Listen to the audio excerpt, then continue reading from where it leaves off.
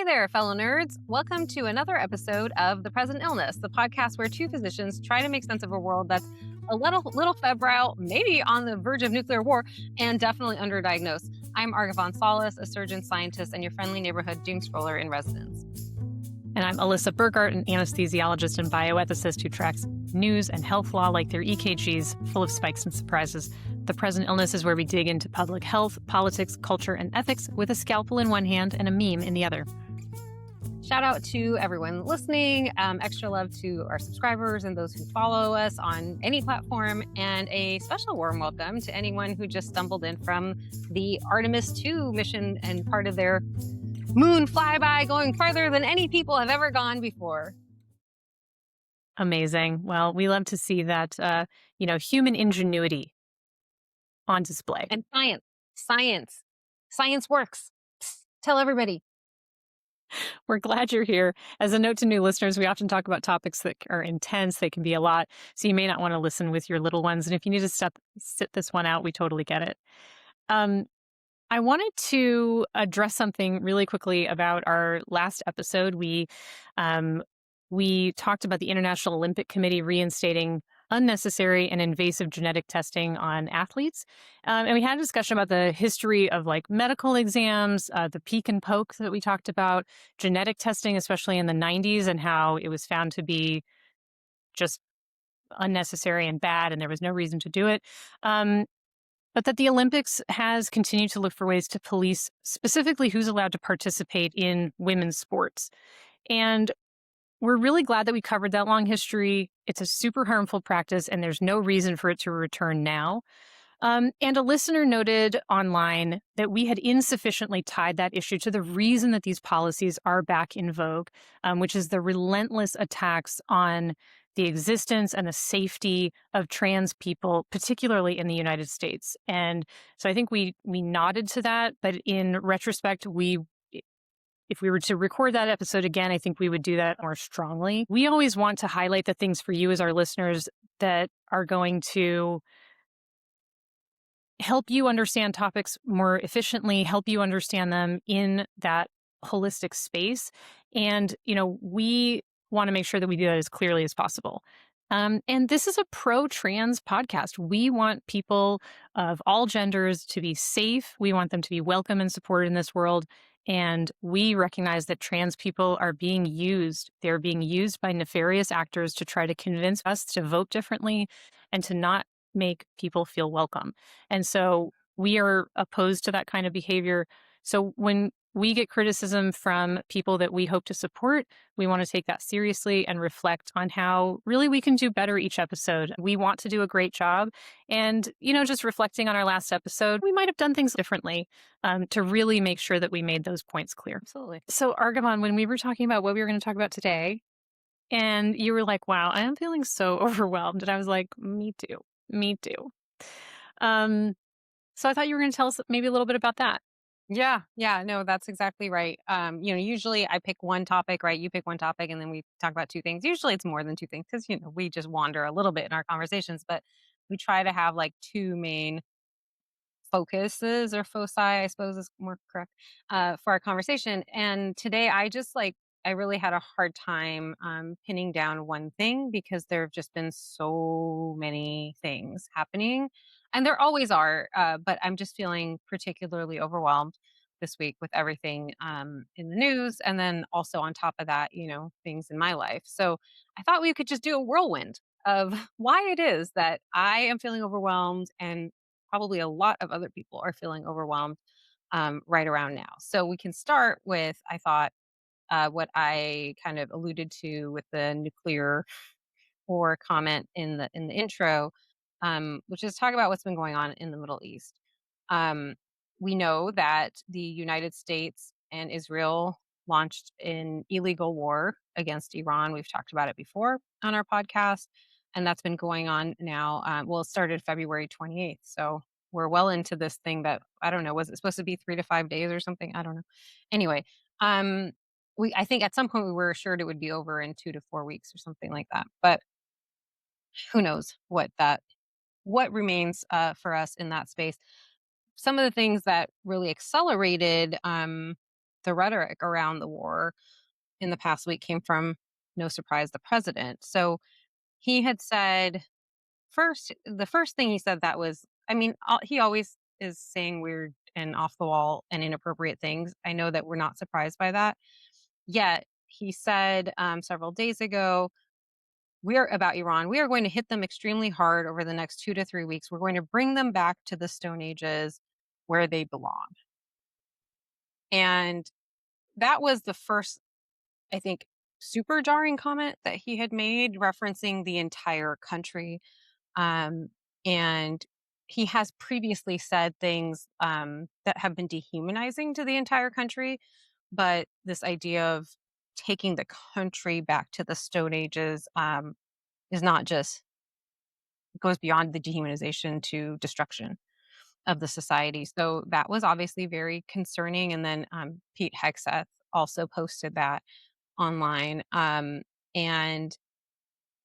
the one of the Iranian state affiliated accounts posted a map of what the Persian Empire looked like in the Stone Ages, and was like, "Oh, you want to go back to this?"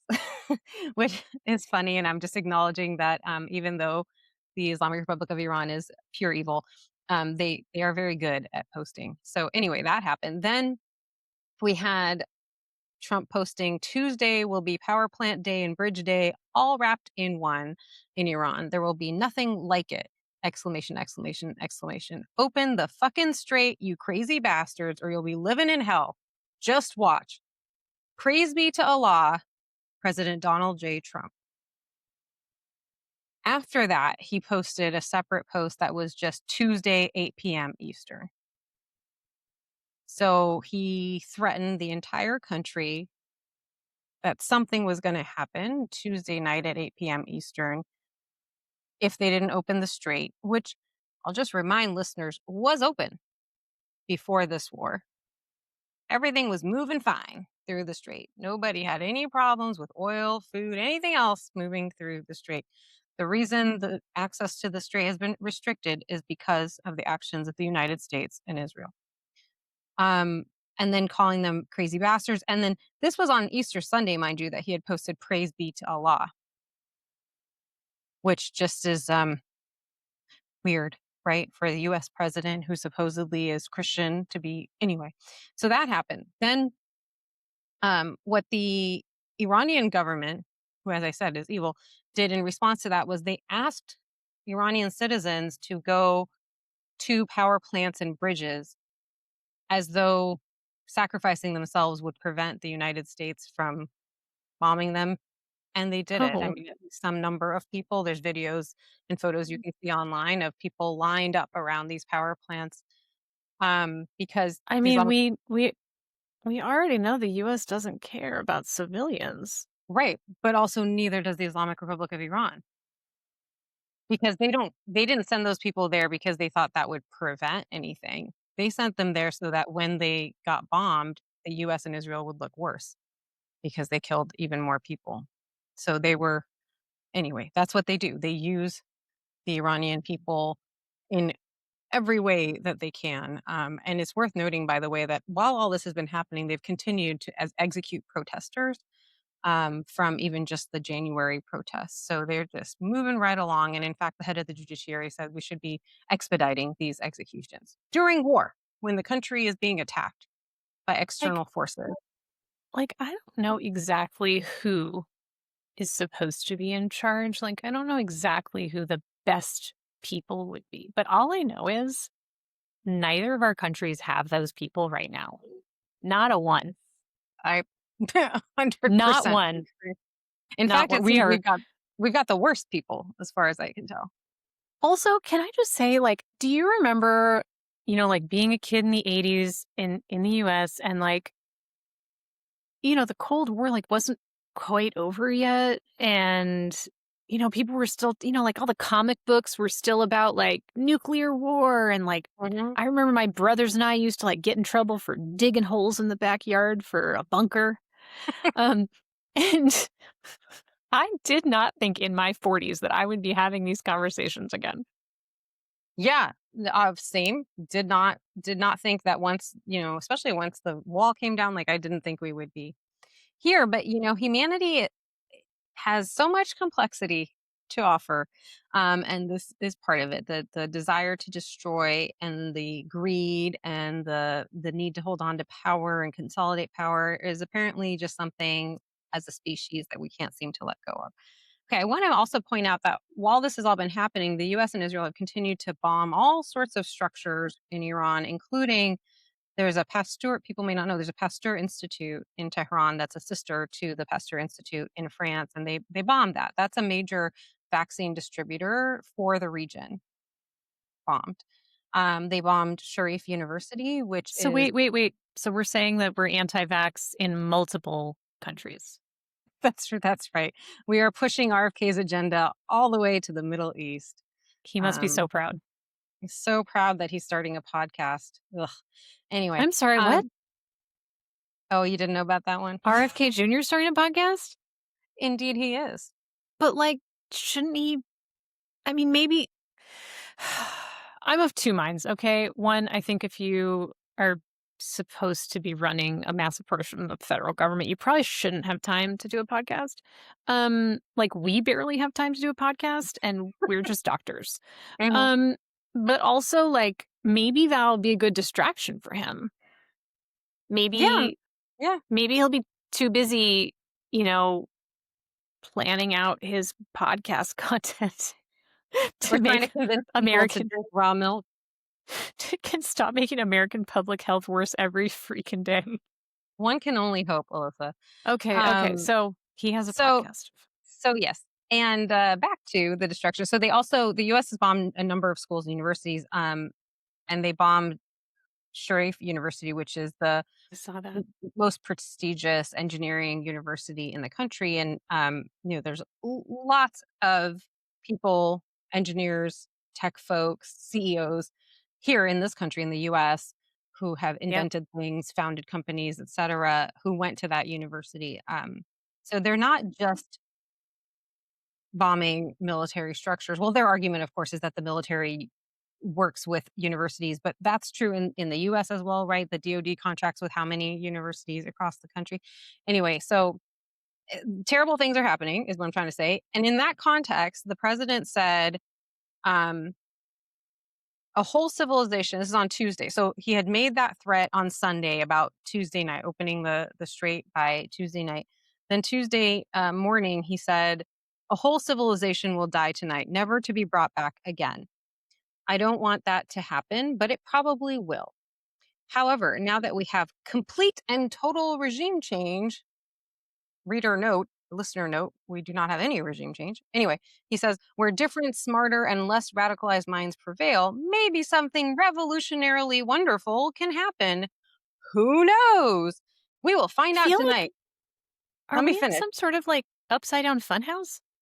I think it's like a reality TV show, right? Like show. That's how he's framing it. Like, oh, either the whole civilization is going to die, or maybe something revolutionary will happen. He says, we Tonight will at find 9 out p.m. tonight. Exactly. He says, we will find out tonight. One of the most important moments in the long and complex history of the world. 47 years of extortion, corruption, and death will finally end. God bless the great people of Iran. So, That I'm so confused though. There's so many. I mean, does he not have an editor? He doesn't have an editor. I know that he doesn't have an editor. But also like there's so many inherent contradictions. Like even if you're going to be a diabolical wannabe dictator, pick your battles. Like, mhm. what is it? Do you think that the people of Iran are horrible and need to all be destroyed and you're going to destroy their entire culture and civilization? Or are they a great people? I'm so lost. Mhm. Yeah, the desire for internal consistency leaves us all wanting all the time, with his communications. So, as an Iranian, I spent Tuesday, one, trying to get work done because still things had to be done, and then two, wondering if all that, I was thinking through all the historic sites that I've been to in Iran and the beautiful cities that I've been to, and my family, of course. Um, but really beyond the people, the history, like both, um, that would be destroyed.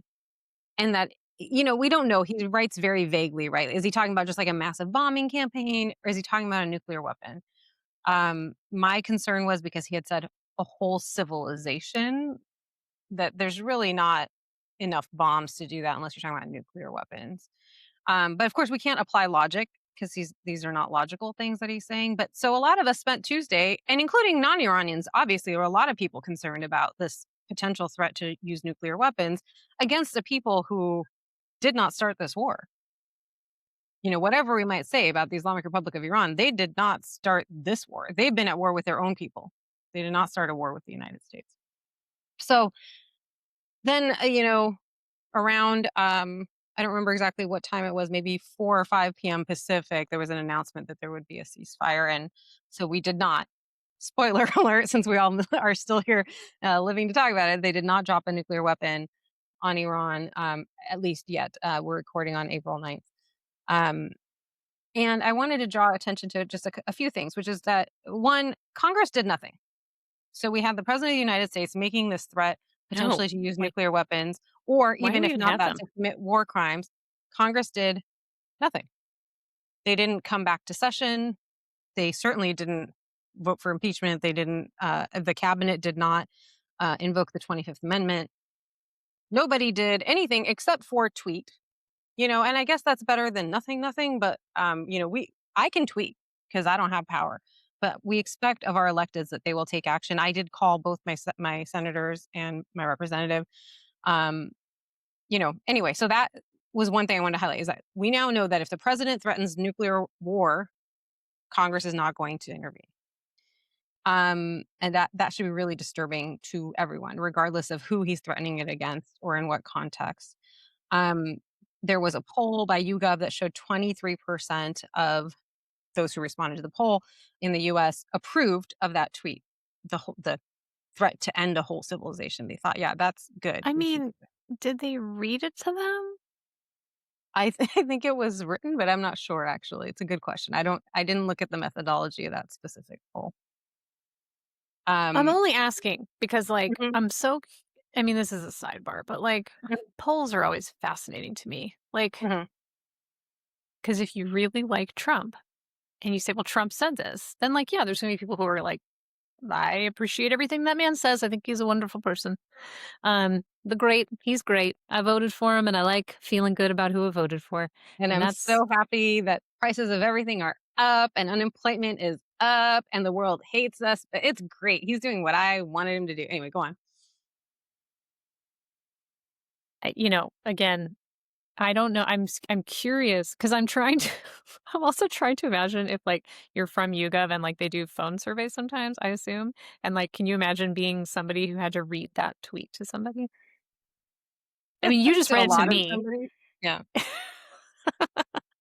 It's weird. It's weird. It's like the ravings of a madman, but it's the president of the United States. And that's why, there was a lot of alarm around the world, I would say. But also, I didn't see anyone from the EU, like from I mean, I think the leader of Spain maybe said something, and I'm not saying I saw everything that existed, so maybe there were a couple of people who said things, but there weren't like strongly worded statements all over from other countries' leaders saying you cannot do this. We will come after you if you do this. You know what I'm saying? Like there I really are no I checks think and balances either internally in the US or externally or through the UN or any other device that you think may exist for accountability for this type of action.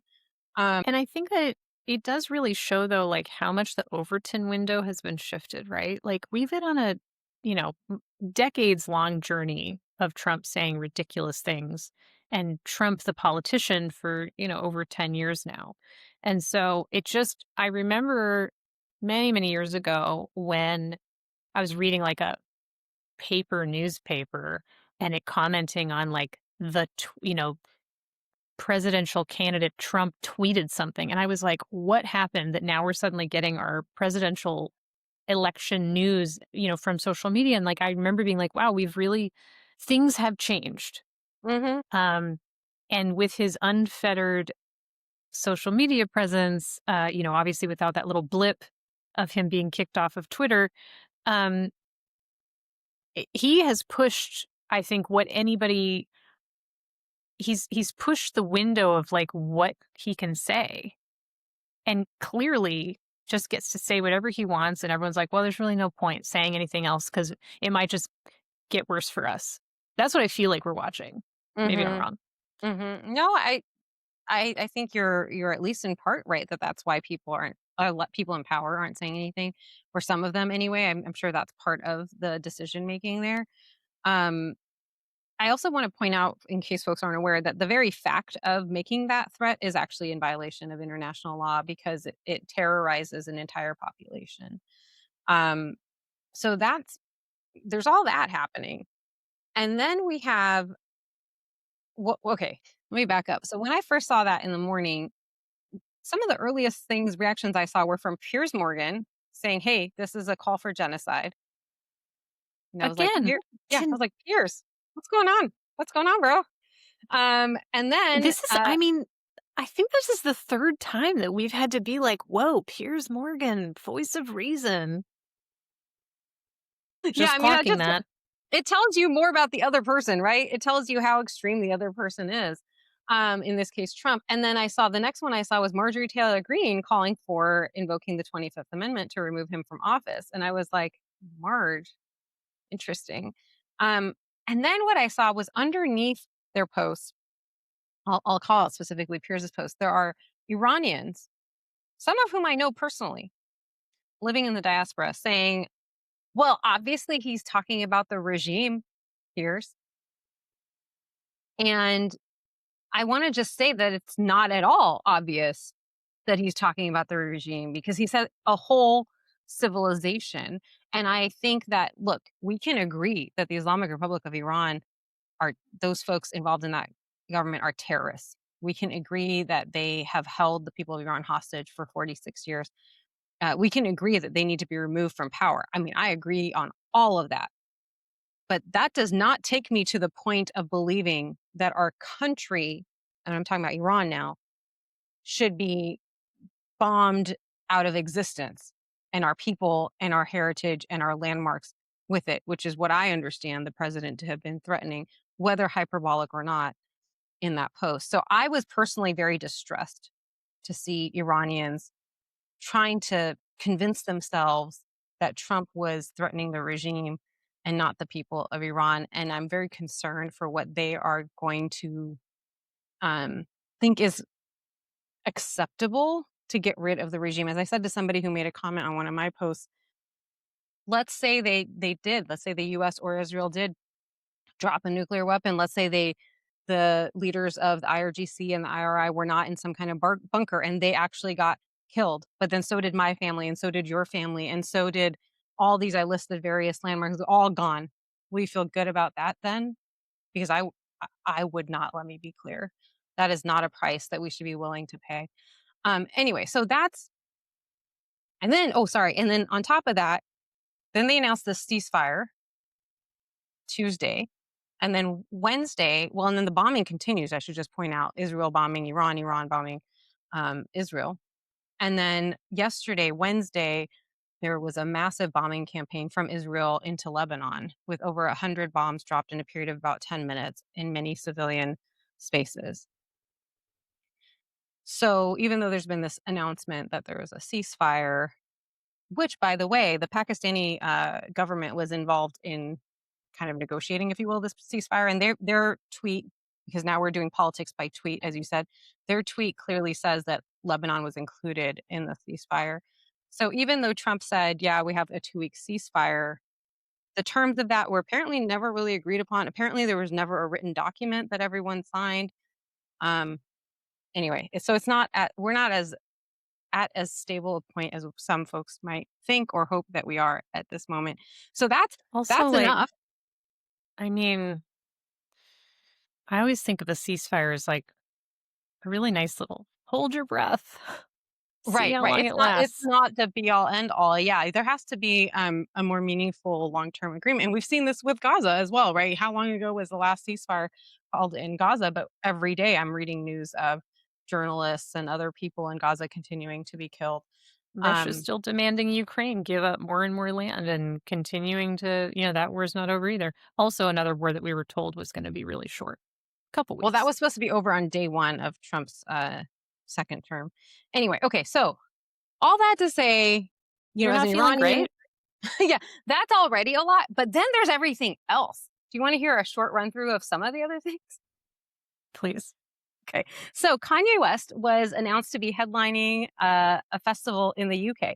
The same Kanye West who calls himself a Nazi, who has worn a swastika necklace, worn a t shirt with a swastika, wrote a song and put out a song called Heil Hitler, who has said slavery was a choice, wore a short shirt that said White Lives Matter, has come out on Diddy's side, making fun of Cassie. Anyway, stand up citizen, right?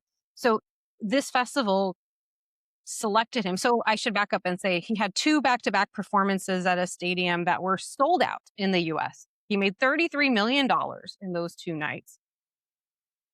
I can't, anyway, there's lots of thoughts about that. That happened. And then after that, at least in the chronology that I saw the information, then after that, he was announced to headline this festival and there was widespread outrage. Um, and there was a lot of talk about what gets a person canceled because there's been a lot of pushback folks may not have seen around Chapel Roan, who is a young woman singer, very popular. Um, about almost anything she does and says, people are mad at her. And it almost feels like people are more mad at her than they are at Kanye for being a Nazi. Um, and it is, you and I were talking about moral injury before this. It is really hard as a woman, as a person who cares about justice, as someone who would love to see Nazis eradicated from our society, or at least banished to corners where they can't harm other people. Um, it is really hard to watch someone who has said and done the things that he's done be continue to be elevated like this. And so the good news here is that the UK banned him from entering the UK. And then what's Oh, really interesting is that the people in charge of the festival, they obviously were getting a lot of heat. Multiple sponsors pulled out, like Pepsi was one of them, pulled out after I'm they announced sorry. Kanye. Pepsi pulled out because somebody wouldn't platform Kanye West? That's funny. Because no, they pulled out because they wanted to platform Kanye Well, West. that's what I mean. So, Like, they're yeah. pulling out because they can't use their own corporation to, like, make money off of somebody who's horrible. Yes. Suck a duck, folks. Listen, I mean, at least I mean, I think it matters though that like these corporations, and I don't remember, there were like four that I saw in a row that pulled out.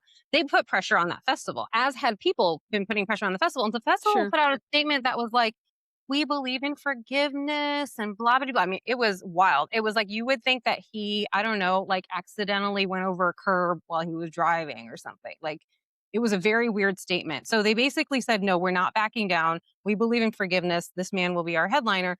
And so then the UK government said, bet he can't come into the country now. Now what are you going to do? And then the festival said, okay, not going to have a festival anymore. Like, what a wild move. Like, rather than remove a literal self proclaimed Nazi from your lineup, you just cancel the whole festival. They honestly, they probably couldn't afford to put it on. They probably couldn't afford to put it on. Yeah, I have no idea. But anyway, but they were doing fine before they announced him as the headliner, is my point. And then they announced him as a headliner. Lost a bunch of sponsors, stood by him rather than standing on principle. They would say that they stood on some principle. It's a wacky, wacky, wacky principle if it is. And then lost their whole festival. So that's a thing that's been playing out over the last week or so. The price of everything continues to increase. The price of gas, price of eggs, price of anything that you care about is increasing. How about the insider trading? That one's really weighing on me quite a lot. Every single thing that this administration is doing, Okay. they are. So cal- who's I'm, insider t- trading? I I'm going mean, to say. So everybody. we don't know exactly who, but there's all these prediction markets, which maybe we should do like a whole episode on these prediction markets. But you can bet on, for example, this is a rumor. I have not fact checked it, but what I saw was that there had been somebody who placed a bet on whether Trump Oh, was going to tweet the word Allah, yeah, yeah, yeah. and then he I did, did hear about this. right? And so somebody made a lot of money on that very strange turn of phrase that you normally do not hear from the U.S. president. Um, there have been, if you recall, there was that a couple weeks ago when he threatened Iran, like one of the times that he threatened Iran, and then just before the markets opened Monday morning, he was like, "Oh, actually, we're giving them 5 more days," right? So then the markets opened with the price of oil or whatever it was, going in a direction that was more favorable. And so if you had bet that that was going to happen, you made a lot of money, Mhm, mhm. right? So there's a lot of this type of stuff happening. What happened this week was that somebody had placed, and I'm not a stockbroker, I should do more of that. But anyway, um, this is what I read. I'm too 52 million. stressed by all that s I'm too stressed by all that financial stuff. It's it for me. Well, we could figure it out. We're just too busy doing other things to have time to figure it out. But anyway, so somebody did a 52 placed a 52 million. I don't know what the right terminology is, but anyway, $52 million short on oil right before this announcement that there was going to be a ceasefire. They made $174 million in 3 hours. And so there are bets like that happening every time we have this shift back and forth in what Trump says is going to happen in the war. And even the Iranian government has called him out on it and said that all he's doing is market manipulation, because he'll announce that they're like in negotiations, and the Iranian government will be like, "We're definitely not in negotiations. He's just telling you that to manipulate the market." There are similar things around how long Caroline Levitt does her press conference, something that she herself has complete control over because she decides when she leaves. And you can bet that it's going to be more or less than 45 minutes, for example. Anyway, all these things are happening all the time. And some people, either affiliated with this administration, relatives of, we don't know who, some people are making a lot of money by being informed just before these things happen and then placing bets on things that seem very improbable at that moment. So they get these long odds and then they make a lot of money. Do you know what I'm Um, laughing about? hmm, Do you remember when Martha Stewart went to jail for insider trading and, like, yes, nobody else yes, did? yes, correct. People have brought that up. People have been like, can we revisit why she had to go to jail and none of these people, nothing is happening? I mean, it's worth noting, I can't remember if we talked about it on the show, but they have forced out a bunch of people at the FTC, and that's who would be holding them accountable. And the woman, or a woman who was very high up in the FTC, resigned recently, I think, because she was trying to investigate these things. And there are folks in Congress, by the way, who are trying to investigate all of these bets that are happening. I don't know where that will go, but they are trying to make some efforts. Okay, the next thing is the Pentagon threatened the Catholic Church. That's cool. Yeah. Um, so, um, And also a deep Catholic cut. A deep yeah, cut. but also, what? I mean, they're basically, as I understand it, they were upset at what the Pope has been listen, I'm not a Catholic. I don't really believe in organized religion, but for folks who haven't been following, the Pope has been really outspoken about And and treatment the of, mhm, first pope who is an yes, American-born person. correct. Correct. And he's been very outspoken about we need to be welcoming to immigrants. We should not be bombing people. Like he's been pretty clearly opposed to almost everything our government is doing. And so he made an address recently where he talked about this. And what I understand is that the Pentagon summoned, it says, the Pope's ambassador, somebody who reports to the Pope, and told him the United States military has the power to do whatever it wants, warning the church to take their side. And then they invoke the Avignon papacy, which is Yeah, so do you apparently, know what that is? I only know what it says here, but why don't you tell us? Okay. This is why I'm saying it's deep cut. So, and I can't remember the name of the person who was the pope at this time, but basically the French were pissed at the Catholic Church. They were like, "You're all not being nice to us. You're not doing the things that we say." They kidnapped the Pope, Mm, tortured him, did some other bad stuff to him. Eventually, he died. And so they ended up making it so that the subsequent pope had to live in France for, like, I don't know, some number of papacies, like eight popes had to live in France. And so this was a way that that the French deeply influenced what the Pope would be able to do. And so when they say we're talking about invoking the, Avignon, whatever, they're saying, like, we're considering kidnapping the Pope and doing some bad stuff. So literally the Pope canceled every single event for the US 250, which is, by the way, also, I find hilarious because there are so many people in this administration who have converted to Catholicism as a Mhm. way towards getting into these like power groups and whatever. And I'm like, backfiring on you now, dummies. If it's backfiring, but they're being shown to be disingenuous, I think. Anyway, okay, so that there's the Dangerous. Pentagon threatening the Pope. Um, we've talked about ICE many times. There was some data that I just saw today that we are on track this year, 2026, to have more deaths in ICE detention than during the peak of the COVID pandemic, which is so cool. And then I saw another reporting actually from one of our locals, San Francisco Chronicle, about people being denied medical care in ICE. Hmm. Uh, uh, in detention centers, people who've had a stroke and weren't taken anywhere. People There was a man who was having rectal discomfort, and instead of getting treatment for what was actually turned out to be an abscess and he had became septic, and I do not recall if he survived, um, because they told him he had hemorrhoids or something like that. So that's Why are these cool. people practicing medicine without a license? I don't know. I don't know what all is happening. In the meantime, except for that it's bad, that's what I do know. There's a lot of stuff that doesn't make sense and is The very terrible.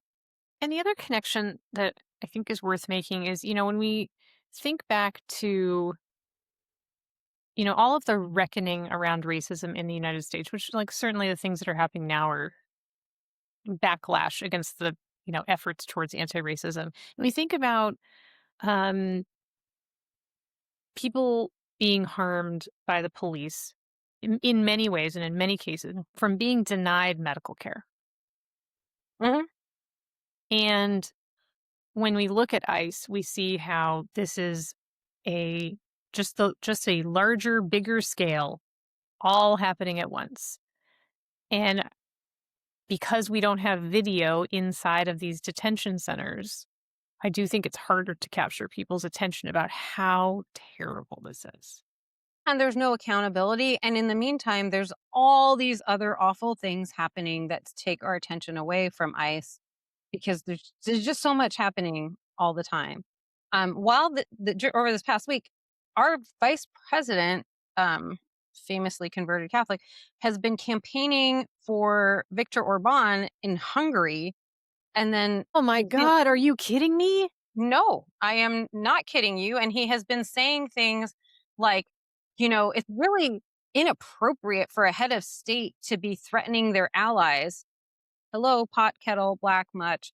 And Viktor compare Orban's horrible. yes. And I well, mean, I guess maybe I that's saw also the pot calling the kettle black. I know, but I saw a poll that said, I don't know if it's real or like how accurate I should say it's real, but I don't know how accurate it is, but saying that Orban lost like 3% support from JD Vance being there. I don't know. I like to believe that. I don't know if it's really true. I did not, once again, look into the methodology of that. Um, but he's been over there and he's backed up the president and his threats to nuclear weapons. Basically, he earlier in the week, he said, we have tools that we haven't used yet that are available to us in this war. Um, Pete Hegseth has been pressuring the Army chief, Driscoll, to resign. I should say that Driscoll has been supportive of promoting people who deserve to be promoted, including Black people and women in the military, despite Pete Hegseth not allowing that. And so that has been at least one source of friction. One can imagine there might be other friction around what is legal and appropriate in the context of the war in the Middle East. Mhm. He's trying to hold up the appointing of 3 one-star generals, right? All of whom are black. I have lost track of the details because he's blocked actually the promotion of multiple. I think it's like I don't want to say a number, but I think it's actually many more than that. But most recently, it was 4 people who were to be promoted, and some of them were Black people, and 2 of them I think were women. Although I could be wrong, I will fact check that in the show notes. But women and Black people. There was somewhere mentioned that the reason he was holding up these promotions was because the president had said he didn't want to have to stand next to a Black woman, which seems, yeah, totally like a legitimate reason when you are trying to supposedly run a meritocratic organization, which is what they keep telling us over and over again. Okay, in the meantime, let me just highlight a couple good things. Okay, I have more negative Okay. things. in the interest of moving along and not being super depressed. So, one thing is over 80 elected officials have called for either the 25th Amendment or an impeachment or both of Trump this week. That's a lot. That's a lot. I know that we are all kind of losing faith. I should speak for myself. I am losing faith in whether our structures that are meant to put a check on this man or any person in that office are at all functioning. But there are some moves being made. We need some Republicans to join, though, and so far, none of them who are still in office seem to have done that. But that was something. Tuesday was also an election day in several places, and we had really positive results in Georgia, Wisconsin, Missouri, and Oklahoma. All different things, but Wisconsin, for example, now has a majority liberal Supreme Court, which is a major win. And have been shifts in very positive shifts toward the Democratic Party in a number of other places, even if the person who was running, who was a Democrat, didn't win. So that's Well, happened. Mhm. and I think what's also helpful to talk about Wisconsin is that is the state where Elon Musk had poured a boatload of money into trying to influence how many Supreme Court justices, whether they had a liberal or conservative justice. Yeah, you mean one of the places he was trying to commit election fraud. Correct. Yeah. True. And then, um, the other thing I wanted to talk about just for a couple minutes is what I also mentioned at the beginning, which is the Artemis 2 mission. And there have been so many really positive and uplifting moments from it. Um, while all this other stuff has been going on. So it's been really hard to, in some ways, feel some hope that we still believe in science. We can still achieve. Somebody in my messages was like, hope for what? And I said, hope that we can achieve great things together when we choose to work together, when we believe in science. We can do incredible things. I mean, these four individuals went farther away from the earth than anyone else ever had. That's pretty incredible. And as we mentioned last week, the first woman and the first Black person to go that far and to reach the moon. They had songs every day that were chosen to woke them up. One of them was Pink Pony Club. Shout out to Chapel Rowan again. So people can get that playlist. They have sent back incredible photos of the moon and even the Orion capsule and then the moon and then the Earth all lined up. Oh, You see the Earth so small from that perspective. There's Earthrise and Earthset photos. Anyway, there's the eclipse. There's so many incredible photos. I would really encourage folks to check those out if you haven't seen them. There's been the photos of the staff, the crew on the ship hugging each other, having fun. They have a little stuffy named Rise, who's a zero gravity stuffy, who's part of the team, designed by a second grader. They had a phone call with the Canadian Prime Minister, which I thought was really cute, where he was like, "But can you please tell me that you're going to stick with maple syrup instead of Nutella on your pancakes?" Because there was a jar of Nutella floating around in the capsule. Nutella got the best ad ever out of this. Um, there was probably the most touching moment was when they got to the moon and they were able to get closer visualization than really anyone ever has before with their own eyes, and identified a crater that had not been named before, and they named it after Reed Wiseman's wife, who had died of cancer in 2020. So that's Carol. And it was a really emotional. I mean, I'm getting emotional even talking about it. It was a really emotional moment for them all. And now, when he comes back, he and his daughters will be able to look up at the moon and see their mom. Anyway, sorry. I'm just a little sensitive. And it was a really beautiful moment. And then we also had Jim Lovell, who was part of the crew that had previously held the record for having gone the farthest away from the earth. And he passed away last summer, but he, prior to that, had recorded a voice message for this crew because he knew this mission was coming. And I'm so sorry. I'm like really emotional about all this. Anyway, he said, I mean, listen, I sort of say with tears, better out than in. Okay. yeah, It's natural. It's true. good for you. He said, welcome to my neighborhood. And really just a beautiful message handing off that record and being proud of them. And to think that he recorded that, like, who knows if he knew he was dying. I don't know that story, but certainly in the latter part of his life. It's really beautiful. So yeah, it gives a little bit of hope that we're not all awful, even though some of us have indulged our worst sides, and some of the people who indulge the darker sides of humanity are right now in power. There are still really, really wonderful people out there, and this crew, if folks haven't been watching their videos, like, they're really funny. They did a little, intro video to the intro theme of Full House, where they're, like, in the capsule, so it'll be, like, one of them, like Christina Koch, and they show her like doing something, and then she like turn and their theme song is playing, and then she like turns to the camera and then waves, and then they've got her name. It's just like how they used to do in the sitcom intros back then. And then you go to That's Reed, and cute. then you go to Victor, like, and then you go to Rise, the little stuffy. Anyway, it's very cute. They seem like lovely people. Obviously, I don't know them personally, but as somebody said, like, we're all developing very parasocial relationships with these folks.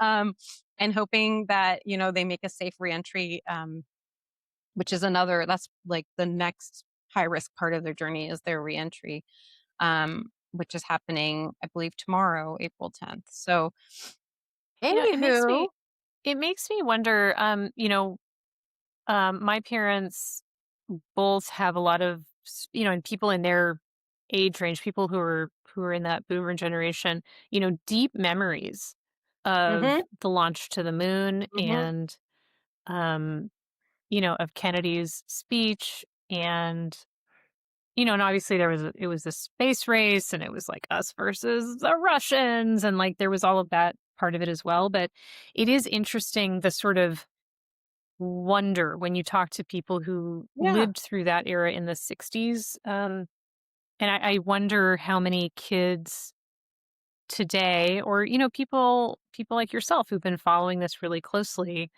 there is something I think really wonderful about saying, wow, we have done something incredibly complicated that should absolutely not be possible. And I always hope that that energy can also get taken to the things here on earth that absolutely should be possible. Like it should not be.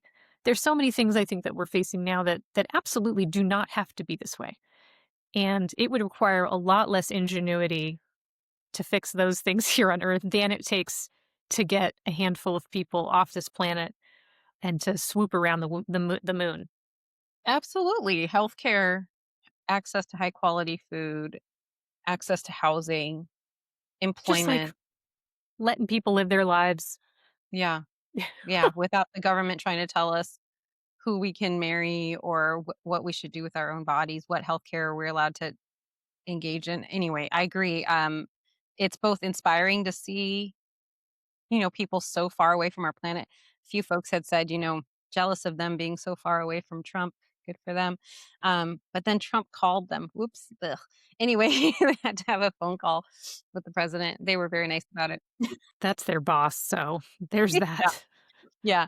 But anyway, so there is as you said, awe and wonder, and it's inspiring to see that. And then, like you said, then we look at what's happening here, and why can't we have some of that same energy for very relatively easy fixes, that could really improve quality of life for so many I people here. I think we can. I think that it is possible. I think it's a little harder to, like, focus folks on some of these things, but, I don't think it's impossible. I refuse to not have some amount of hope. Despite being a generally cynical person, I always try to keep a little bit, you know? Yeah, yeah, absolutely. We have Um, to. Well, anyway, I'm sorry you've let me ramble on about so many things. I think But no, I think it was very important to do that. Don't you think? Do you well, feel better now that you, like, kinda dumped it all out there? maybe, I mean, maybe. I had a whole topic prepared for today, and I'm just gonna save it for next week. It's no big deal. Are you Trust me, sure? it'll still be terrible next week, folks. Don't worry. Um, um, I routinely travel with folks who are non-binary, and so I'm gonna have a whole story all about bathrooms and like how it shouldn't be this goddamn hard to find a bathroom for your friends. But trust me, that story will be just as relevant next week. So I think it's time for take two and call me in the morning. Okay, why don't you go first since I've been talking, talking, talking. Listen, I like to practice my listening skills. They're Well, I important. mean, you probably know this. I don't know if all of our listeners know this, that like, doctors, it used to be that doctors would routinely, in the 80s, it was like after 18 seconds is when doctors would interrupt a patient. Now, and then it went down to 11, and I'm pretty sure it's sub 10 now for sure. Yeah, Um, that's my understanding as well. so yeah, whenever I'm like with a patient or I'm like with a friend or whatever, I'm like, I should like just listen, just see what happens, because it's not my natural state of being. I'm usually like, woo, let me talk. Uh, Well, you I got was so many great absolutely things to say. no, I was absolutely one of the like the most annoying kids in every class I was ever in with being like, call on me. I have thoughts. I have thoughts. So, you know, any opportunity to soothe that piece of myself, I take it. I take it. So I actually I hadn't thought about this when you and I were prepping for this episode, but I talked a little bit about Unicorn Day and how that's something I was looking forward to, and I mentioned how I feel like this was our fourth annual at our hospital. My friend and I put on this party. It's all about just honoring the amazing people that we work with. We buy a bunch of food, we show up, and we put together a really dumb party, and everyone gets a unicorn headband, and we tell everybody that we're lucky that we get to work with them, Mhm. and that not everyone is willing to take care of kids. And I felt like this year it reached there was some like communal gelling that happened. Because when we did it the first year, I sort of thought it would be a one-off, Mm. and but then people kept asking for us to do it, and I was like, "Oh, I guess they, like, really like it, so we should do it again." So once a year, we do this bananas thing, and, uh, it is the day that we're recording on April 9th. It is International Unicorn Day today, by the way. Happy Unicorn Day to you. Amazing. Happy Unicorn Day to you. Thank you. And my girlfriend and I always just throw it, like, sometime that's around this time that we can both get the day off. So we don't usually have it on April 9th. But tomorrow, when this episode comes out, it'll be April 10th. And we are going to be featured in the pediatric anesthesia article of the day, which is a very widely read newsletter amongst pediatric anesthesiologists. So it's very niche. They almost always, I mean, it says it in the name. They take an article, people analyze it, and they present it, and it's to give you a little insight into sort of what's been going on in pediatric anesthesia. And the editor made a very unusual decision to feature a personal essay that was written by two of my colleagues about Unicorn Day, and I can't believe it. They decided to cover it, and it's very sweet. And the editor is determined that everyone should have Unicorn Day. And I'm like, I don't know. I mean, I'm going to say what I said to my friend the very first time is you can't make everyone have fun. But maybe pediatric anesthesiologists will say what my friend said to me, which is, I think you can. Um, I love that so much. so I put up a reflection on my Substack, which I also have been overwhelmed. I've also had a lot of things going on in my personal life and the world. And so I wrote a reflection about it on my Substack, and then there will be this other piece tomorrow, which, part of me feels a little bit like it's gonna like float. It's been this like cute, sweet little thing that our treatment center has. There's like 300 Mhm. people who work in this area, and I feel a little bit weird because I feel like it's like gonna get out and do something else and become something else. But I hope it'll become something glittery and wonderful. Sure it will. I love that. Spreading the forced fun far and wide. So I'll put links to those. I'll put links to both of those in the show notes. Okay, great. What about Um, you? okay, well, I came across this video. I come across a lot of videos of animals where I'm like, I feel that. And so this one was somebody filmed themselves trying to get their dog out of bed in the morning. And the dog I'm not good at what breed any dog is, any animal, I'm not good at that. So anyway, it's a small dog. It's a small kind of almost crusty looking dog.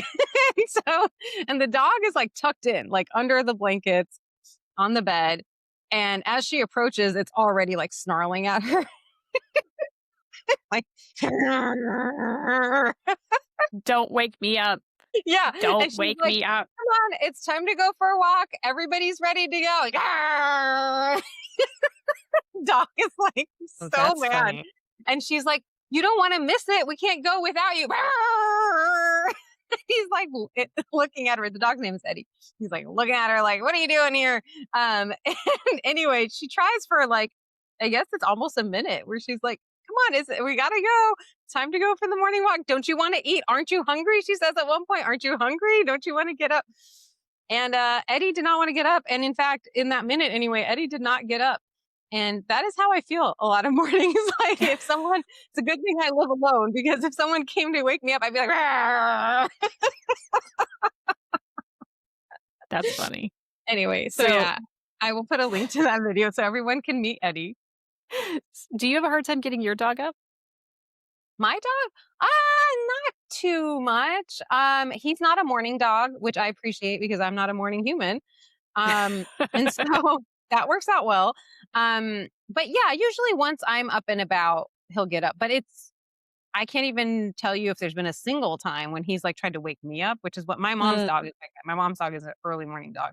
So he's constantly waking people up in the morning. But no, once I'm up, Hopper's usually like, oh, okay, now it's time to go.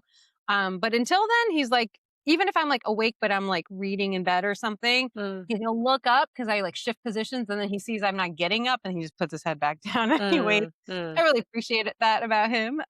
Nice. Anyway, oh, I did have one other very short thing, which is that NASA has made available as wallpaper several of the photos from the Artemis 2. So if anybody's Stop looking it. for, yeah, so if anybody's looking I for could use them wallpaper as for their Zoom phone, backgrounds. probably actually. Ooh, I'm gonna They look have at a these whole right Flickr. So what I didn't know, in case people are looking for, there's an entire Flickr that has like all of their photos. So you don't have to Oh look yeah. at just what they've posted on their account or what other people post. So that's a cool resource. But then they like specifically formatted a bunch of these for wallpaper on a phone. So Oh, I on a don't know if you, phone. yeah, if you want to be like enjoying, that's sorry, I should have said that wallpaper for your phone. So if you want to be enjoying these photos or be reminded that we can, as humans, do incredible things when we put our minds together, you could download some of these photos and have them on your phone. And also, I would be remiss if I didn't just shout out all the women who were involved in that mission because it wasn't just Christine, or is it Christina? I'm sorry, I don't remember. Uh, Cook, who was up there, but there's all sorts of women who've been involved in NASA, very different from the 1969 trip to the moon. Many, many women have been involved in contributing to the success of this mission. And that for me as a feminist is pretty cool to see. And I hope that's going to inspire future generations. So, there are some good things happening. It's a lot of dark out there, but there are some good things happening. Excellent. Well, I just found the Artemis 2 Flickr account and no complaints. They have a No ton of complaints. photos on there. They have a ton. I'm gonna use some of these as Zoom backgrounds. That's what I'm gonna do. I love that idea. And I did just fact check myself just to make sure because I felt so bad. It is Christina Cook, not Christine. I don't know why I was confused on that. But anyway, there you have it, folks. I think that's it for this week's episode. If you didn't like what you heard, this has been This Past Weekend with Theo Vaughn. If you liked it, don't forget to subscribe to The Present Illness, leave us a review, maybe a rating, and tell other folks to check us out as well. We know that you're not tuning into Manosphere podcast, so we're going to look forward to seeing you back here. Make sure to follow us on TikTok, Instagram, and YouTube at The Present Illness, and you can stay on top of all of our TPI-related news. We will be back next week, although next week, I should point out, we have a special guest. I will not be there because I am going to take some time off, which I really sorely need. So thank you. And Alyssa will be back with our special guest, Dr. Laura Jones. And there will continue to be hot takes, doom scrolling, and some laughs. Until then, agitate, hydrate, take a nap. See you next time on The Present Illness. Production by Argavon Salas and Alyssa Burgart. Editing by Alyssa Burgart. Social media by Argavon Salas. Original music by Joseph Uphoff. Don't take medical advice from random people on a podcast. This show's for informational purposes. It's meant to be fun, and it's certainly not medical advice.